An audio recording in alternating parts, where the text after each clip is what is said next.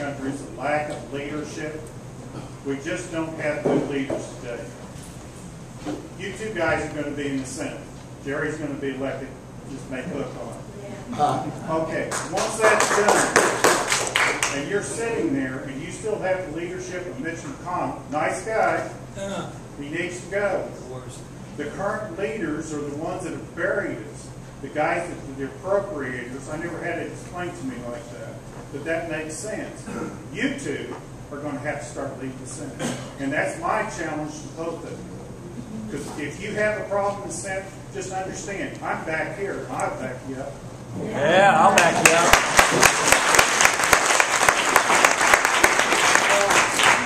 I mean, our leadership has tried in some ways to crush me. Because I have been out everywhere I can supporting candidates who I know are going to come in and fight the status quo. That's what we need. And they found, while they can beat me in Washington, they can't beat me out across America because millions of people are doing just what you said. They come up to me and say, we got your back. Yeah. And that's what I want to make sure the people in Kansas have Jerry's back when he goes up there because, you know, the courage is contagious and leaders are only as good as the people that they're serving. And what's changing now is people are engaged and activated and they care. And what that's going to do is that's going to propel the good leaders with character to the forefront. And I think you'll see some changes in the Republican leadership in Washington. But if we can get another group of senators for them to lead, I think some of those who are kind of quiet in leadership now may actually stand up and speak out. But the first thing we have to do is recognize that our leadership, our policy committees are all controlled by appropriators. And you just can't have a party of limited government that's controlled by people who believe spending is the way to get reelected. And that's what I'm trying to change. And as soon as we get through this election, I'm going to force a vote in the Republican conference in the Senate that we have a moratorium on earmarks and we focus on our oath of office, not on taking home the bacon. Got your back, Jerry.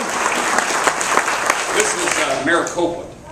Mr. Mayor. Welcome to Olathe, the 29th fastest growing city in America for 10 years running. In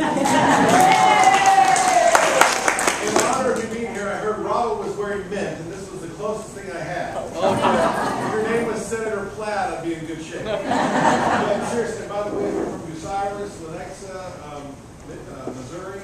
We have lots of wonderful retailers here in Olathe.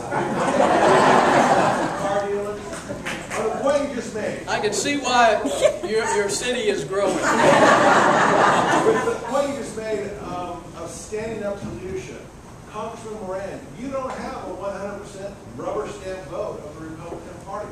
Can you talk a little bit about the time that you parted ways with the intense pressure that your party leadership has placed upon you? Not with great joy. It brings back memories. But the first example and the biggest one was the night that the Republican leadership held open the vote on the Medicare Modernization Act that wasn't paid for and added $700 billion to our debt. Republican proposal, not a Democrat proposal, passed by Republicans. And there were about 25 of us who voted no. They kept the vote open for 3.5 hours while they got two Republican members to change from no to yes. And as you just feel ostracized by your colleagues. I would guess that some of them wish they'd have voted my way, but they couldn't stand the. We talked about the mentality or the nature of Washington, D.C. Here's what I think is a problem. We made the decision as a family to live in Kansas. Our kids were 6 and 8 at the time, and we did not want to raise them in Washington, D.C. And as soon as I got there, Jim's right. With the best of intentions, Washington, D.C. can change the way you look at things. And part of the problem, and I think this is a significant part that's hardly ever talked about, look at the number of members of Congress who, when they're done, they become lobbyists. Yeah. And so if that's the career path that you're going to follow, what mindset do you have? And what it tells me is that you want to get along with everybody. You certainly wouldn't want to offend the Republican or Democrat leaders because someday you're going to be asking them, and you got to be very cautious about offending the special interests who line up outside your office to ask for certain things because someday they're going to hire you. So if your mindset is that you're going to be in Washington when you're done, quote, being in Washington, your whole attitude and approach to the way that you govern I think changes. And so Washington, D.C. is very corrupting in that regard. And the Medicare modernization is just one of them. It seems to me that that benefit was designed more for the pharmaceutical companies than it was for the senior citizens of Kansas. And if we're going to provide a new benefit, people are talking about balancing the budget. Well, it was Republicans who, and you know, sometimes they'll take it a step further. What are you going to do about Social Security and Medicare? Well, one thing is you shouldn't have added $770 billion worth of benefits to Medicare that's already going broke. Then you, another example, and that, again, that was, it's not enjoyable to be on the outside. These are your friends and peers. You want to, quote, get along. I mean, it's a human nature to want to get along, but certain things are wrong and certain things are right.